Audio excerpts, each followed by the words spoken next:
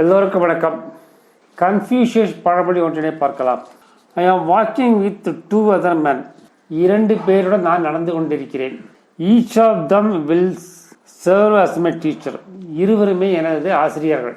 I will pick out the good points and imitate தம்.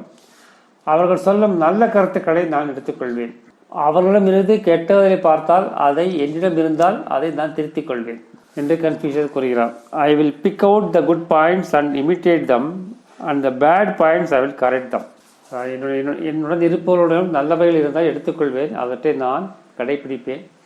அவர்களுடன் கெட்டவைகள் இருந்தால் அந்த கெட்டவை என்னிடமும் இருந்தால் அவற்றை நான் சரி செய்து கொள்வேன் என்கிறார் கன்ஃபியூஷியஸ். இதிலிருந்து என்ன தெரிகிறது? நாம் யாரிடமிருந்து நாம் ஏதாவது ஒன்றை கற்றுக்கொள்ள முடியும். நம்மை சுற்றி இருப்பவர்கள் அனைவரிடமிருந்தும் நாம் ஏதாவது ஒன்று கற்றுக்கொள்ள முடியும் என்கிறார் கன்ஃபியூஷியஸ்.